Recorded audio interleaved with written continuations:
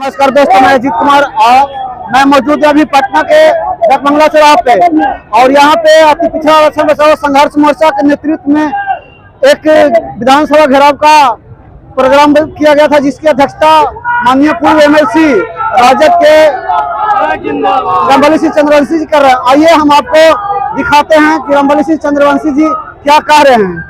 हम लोग डाक बंगला से पक जाएंगे। अब विधानसभा चल रहा है, लेकिन डाक बंगला के चौराहे पर आकर के मीडिया के माध्यम से सरकार को हम चेतावनी देना चाहते हैं कि अगर अविलंब हमारी मांगों को पूरी नहीं की गई तो इससे भी बड़ा आंदोलन और अगर जरूरत पड़ेगी तो हम लोग आमरण अनशन पर बैठेंगे, लेकिन अपनी मांगे लेकर के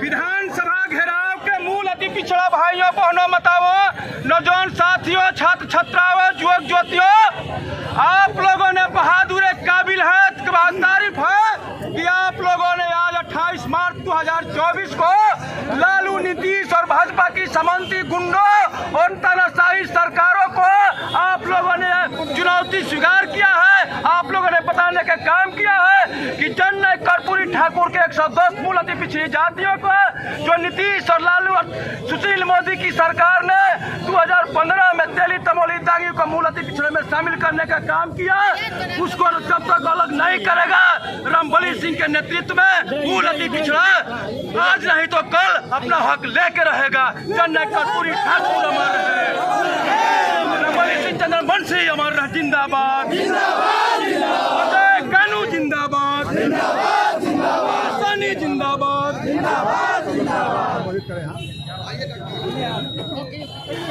हमारे बंधुओं अति पिछड़ा समाज से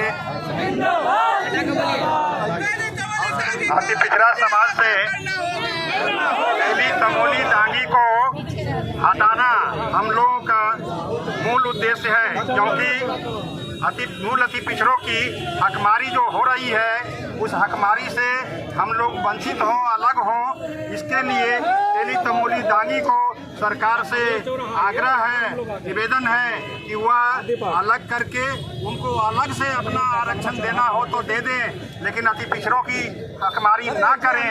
इसके लिए हम लोग संघर्ष करते रहेंगे, करते हैं, करते रहेंगे और आगे आने वाले समय में यह सरकार भी बदल जाएगी।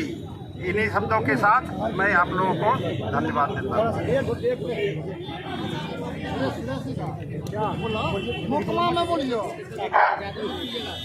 110 मूल अति पिछड़ा के भाई बहनों नौजवान साथियों, ये लोकतंत्र है, कोई राजतंत्र नहीं है, ये तानाशाही चलता है। ये 2015 में एक चटा भतीजा मिल के जे समाज के संपन्न जात है तेली तमोली दागी ओकरा मूल अति पिछड़ा में शामिल कर दे। अब 2015 से जितना भी हो रहा है, पंचायत चुनाव हो, चाहे नौकरी में हो, चाहे नगर निगम में हो, ये तेली तमोली दागी सब हक मारते जा रहा है। अब तय करेगा है 110 को अति पिछड़ा के वोट चाहिए, लालू नीतीश को कि 3 वोट जाति के चाहिए। अभी लोकसभा के चुनाव है, फिर विधानसभा के चुनाव है। अगर हमारे 110 को मूल अति पिछड़ा के अधिकार वापस नहीं करेगा, तेली तमोली दागी को अति पिछड़ा से बाहर नहीं करेगा, अगर आरक्षण देना है इसको अलग से उनका फंड हम लोगों से बाहर करे, और नहीं तो हम लोग मुख्यमंत्री महोदय होने वाला मुख्यमंत्री की दूसरे भतीजा को लोकसभा विधानसभा में दिखा देंगे कि 110 को का वोट चाहिए, 3 को का वोट चाहिए। नीतीश कुमार मुर्दाबाद, अति पिछड़ों का एक संगठन आज पटना में अपनी मांग को लेकर प्रदर्शन कर रहा है। सर बताइए किस मांग को लेकर प्रदर्शन कर रहे हैं? हम लोग नीतीश कुमार जी की सरकार के द्वारा 2015 में जो अपेक्षाकृत संपन्न जातियां थी, तेली, तमोली और दांगी, उसको मूल अति पिछड़ा में जोड़ दिया गया।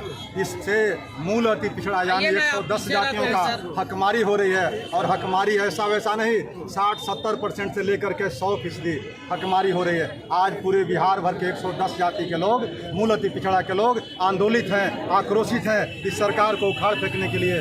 कौन है इसका असली जिम्मेदार इस रिपोर्ट का? उस समय जो ये काला कानून आया था, उस समय सरकार नीतीश कुमार जी की थी। आज भी सरकार नीतीश कुमार जी की है। उस समय उनके साथ लालू प्रसाद यादव थे। आज लालू प्रसाद जी निकल गए हैं, भाजपा है, लेकिन सरकार नीतीश कुमार जी की है। नीतीश कुमार जी से ये मारा मांग था। इसके लिए हम लोगों ने कई चरणों में आंदोलन किया, पद यात्रा किया, रथ यात्रा किया, अति पिछड़ा आरक्षण बचाओ सम्मेलन किया।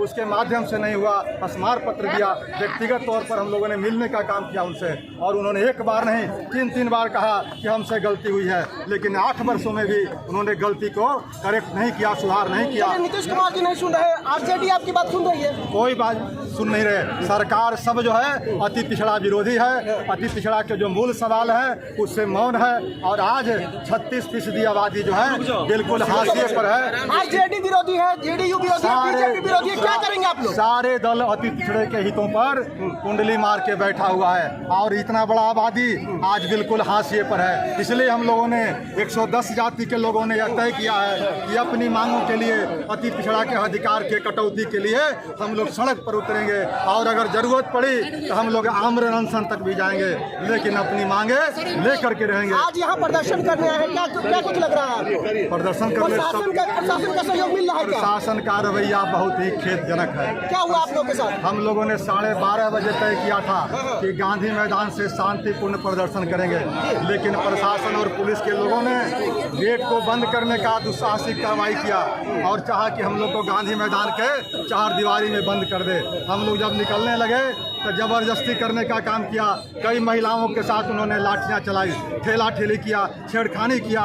उसके बाद उन लोगों ने जेपी गोलंबर पर घेरने का काम किया। जेपी गोलंबर से जब हम लोग आगे बढ़ने के लिए कोशिश किया तो लाठी चार्ज करने का भी पुलिसकर्मियों ने तो किया। आप लोग इसी तरह लाठी खाकर, इसी तरह मार खाकर आप लोग अपना लड़ाई लड़ते रहेंगे? लाठी नहीं, गोली खाने के लिए भी तैयार है। और अगर हमें कहा सरकार आपको इसी तरह मारती है, सरकार अगर मारती है तो इसका खामियाजा सरकार को भुगतना पड़ेगा। आने वाला चुनाव में हमला चाहे जैसा होगा, हाथ हमारा नहीं उठेगा। लेकिन जनतंत्र में 110 जातियों का जो 5 करोड़ की आबादी लगभग है, वह आबादी यह जानती है कि अगर अति पिछड़ों पर इस तरह का कातिलाना हमला हुआ तो अति पिछड़ा गोलबंद होकर के इन सारे नेताओं का जवाब देने के लिए तैयार है। तो ये थे राम मंदिर का निर्माण।